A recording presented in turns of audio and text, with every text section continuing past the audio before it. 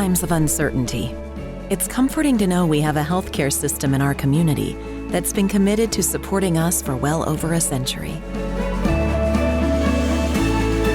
In this current time, we are standing together, and our bond is stronger than ever.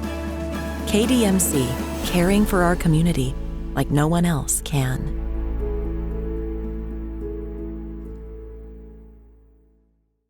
Dannis, you had that drop early, and then after that, it was pretty much lights out. How did you kind of keep your confidence up, and did Matt say anything to you to kind of keep your head up? I mean, he did say, keep my head up, play next play. But that's something that I put in my head myself, too, also, to just go ahead and move on to the next play and not let that one affect the rest of the game. That first deep ball you caught where it seemed like two guys were crashing into you at the same time, what goes through your head when you see two guys converging and you're still trying to catch the pass? I see the ball in the air. That's about it, just focusing on making the play. For you, after these 3 long years, to have a game like this, your first 100-yard game, just what does it mean to you that you kind of stuck through it and persevered to get to this point? Just building on it. I'm just going to build on it. And then again, my teammates, they helped me. They put me in a position to make the plays. When you see Braylon's limited and Drummond's not dressed, Mingo's not dressed, do you put any extra pressure on yourself, or you just kind of play in the way you always do? Next man up, so I just step up. We'll take questions up top. Dannis, what do you think the ceiling of this offense is, even with injuries, based on the play calling style and where you guys are at this season? Can you repeat that? What do you think the ceiling of this offense is? How good could this offense be even with injuries? We can still be good. We have a great plan always, and we just have to execute as a team, and everything will work out. Anything else up top?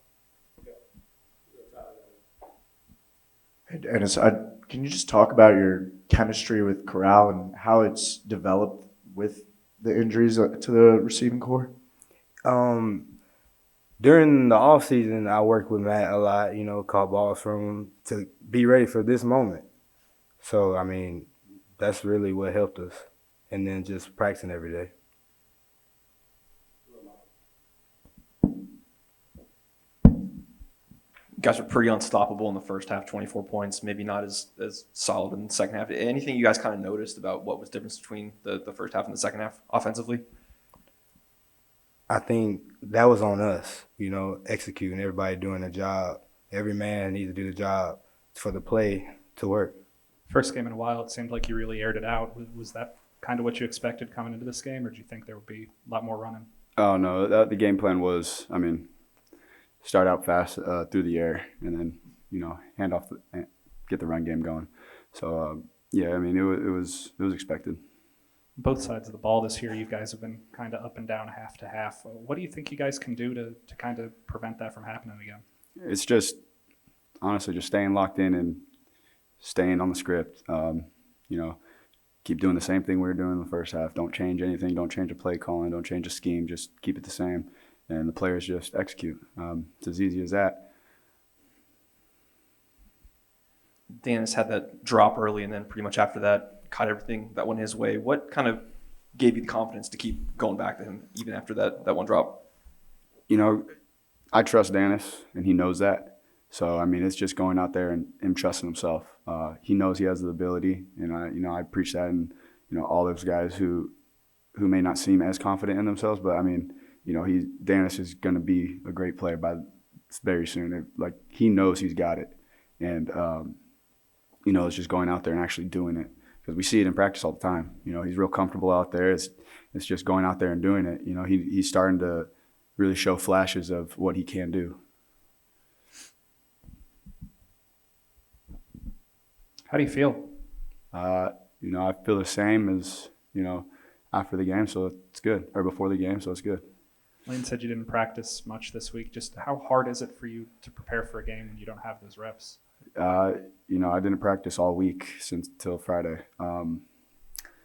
It's all about mental reps. You don't really skip anything if you're paying attention and you're seeing every look and you're staying locked in practice to the play call, seeing the defensive looks, and just staying on pace. Just because you're out doesn't mean you're not paying attention. You know what I mean?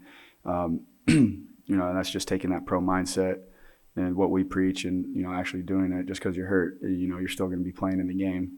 I'm not injured. I'm just stuff's just hurting. So just staying locked in and going through the call sheet, staying, doing everything I can do mentally. How hard is it for the competitor and you to kind of take the business decision and slide when you have to? It is hard because I got to think about it. I have to think to slide because I try to drain out every run, and there's some runs I felt like I could have, but I just had to just fall and trigger that in my head. So it's something that I gotta muscle memory it and just get it down. We'll take questions up top. Well, Matt, the obvious question: what inspired the new haircut? I wanted to trim it. Didn't quite get a trim. I got a butch, so I just had to shave it off. And I used to get my head shaved as a little kid, and my dad loves it. Every time as a kid, my dad used to, if he could grab my hair, he'd put his hand on my head, and if he could grab my hair, he'd shave it. So, I'm used to it, so it don't really bother me. Did you cut it yourself? Oh no, it looks like. No, but I guess for you, I want to get your perspective on the other side of the football. Just talk about Sam Williams. He was able to set the single season record today. What do you just see from him, throughout this season? And again, he's playing hurt too, but still performing at a high level like yourself. I'm proud of Sam. He's came a long way. The hard work is definitely showing, and the opportunity and the hard work meet. You get Sam Williams. So I mean, kid's been working day in and day out ever since he's been here. But just staying on pace and doing the same thing. Don't change anything. Don't get complacent, and just keep working because we still got a long way to go. Matt, what does it say about this offense when you have all the injuries that you're doing, you guys? I know you only put up 3 in the second half, but to put up the numbers that y'all did, yards-wise and points-wise, and you specifically in the running backs, what does it show about this offense that it's able to do that despite all the injuries? Not necessarily happy with, there's some good stuff, but I mean, just not finishing drives. Like I said, in the red zone, we just got to keep everything the same. When we're on the roll, don't change it. Just keep doing what we're doing and play fast, like we preach. I think that got away from us a little bit, it's just something we got to fix. And I think we're going to get it down. And as for the other, third, second string playing, it don't matter who's out there. Whoever's out there, they're going to get the job done, and that's why they're out there. So it's not like we got to settle for anybody. And everybody in this room that's going to be here on Monday, they're able to get the job done, every single one of them, and they know that. So it's a next man up mentality. And when we get our guys back, it's just a plus. I noticed after the drive in the third or fourth quarter, I'm not sure, the one that resulted in Caden missing the field goal, I saw you pull your teammates aside kind of on the bench to kind of rally them up. What did you kind of tell them at that moment in the game? I believe y'all were up 27-14 late in the third or early fourth. Yeah, I know exactly. It was just, just not finishing. It was always just that one play that was a drive killer. Missed block, missed throw, catch or drop. Just things like that, pre-snap penalties, holding calls, like all that stuff is hurting us. It's hard to go from, we just gained 10 yards and then we got a 10-yard penalty. So now we lost 20 yards. And it's just, that stuff's hard to get out of. And, when we're on the roll and we're doing everything right, it's hard for the defense to get us out of rhythm. And then when we get a big explosive play, and then we get a setback, and it's like, okay, now we got to dig ourselves out of this. And it was nothing they were doing. We were just hurting ourselves, like it usually is. We're just hurting ourselves, and we just got to be smarter, have less penalties. And that just comes down to being locked into details, understanding your role and playing it. Kiffin just came in here and talked about how a lot of quarterbacks, especially with your high-level talent and a probable first-round draft pick, wouldn't opt to play in this game dealing with your injuries.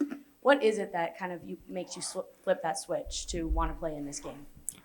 You know, I know there's people on this team that look up to me, and I know how I think of, you know, there's a fine line of the position I'm in right now and being hurt and being able to play. And, you know, I just think it wasn't one of those things where I need to step back and not play this game. You know, I didn't think I needed to do that, and I didn't want to set that example for the younger guys. So, you know, I'm just playing football. You know, I'm not, like I said, I'm not injured. I'm just hurt. You know, you can play through that.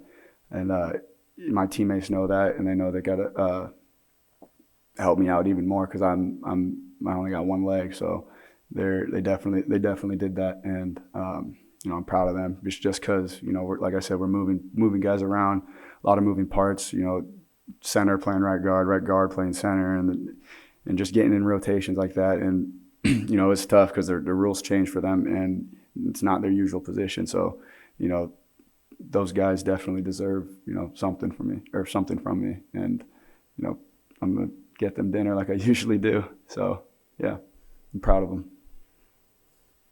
Can you just kind of talk us through that last play when you saw the ball floating towards you for the win? Yeah, I was kind of shocked he threw it, honestly. I don't think he saw me coming from the backside, and I was just like, I got to go get this to seal the game. After kind of the up and down second half y'all had, how good did it feel to just kind of put the game on ice right there? It definitely did feel good. We came out a little shaky, but we've done it in the past, finished the game out strong. So if we come out shaky, we got to focus on finishing the game. We've talked so much this season about the up and down play of the defense half to half. Just what can you guys do to kind of play 4 full quarters? Have you guys talked about that with the coaches at all? It's honestly, it's not going to be perfect all the time. It's just something we got to focus on more. Like we can't do that, especially when we're playing a good team. Especially like next week, we can't do stuff like that. We'll lose the game. So we just got to focus on come out and play a complete game. Sam today set the Ole Miss record with 10.5 sacks. It's the most in the modern era. Just what has he meant to this defense this season? Sam has definitely been a big part of our defense. You know, him coming off the edge is not many people that can block him one-on-one, especially in rushing situations. Like he's so athletic and strong, it's kind of hard. So him definitely coming in with the sacks has helped us big time. Jaylon got that first pick today in 6 years. Just how good did it feel for him to finally get that? He was excited. He came up to me with a joke. He said, "That's the first one. It took 8 years." So it was kind of funny. He was joking about it. It was funny.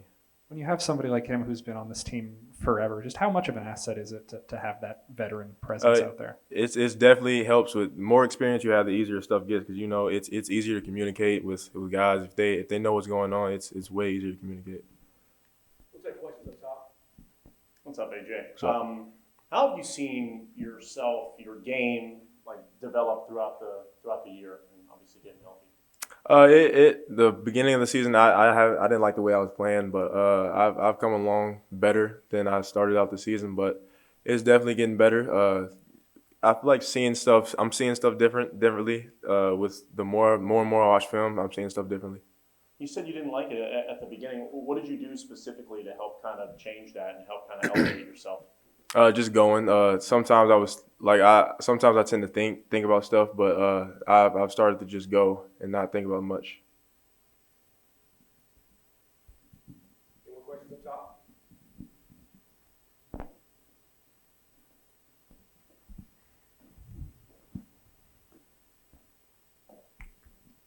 Kevin just mentioned that you were dealing with an ankle injury to start the year. Do you feel like that's had a little bit to do with being fully healthy, or would you consider yourself fully healthy, and how much better you've performed in this game than in the previous games? It wasn't much. I mean, it wasn't. It's not something I couldn't play on. It was something I just had to deal with. But it feeling better has definitely helped out tremendously.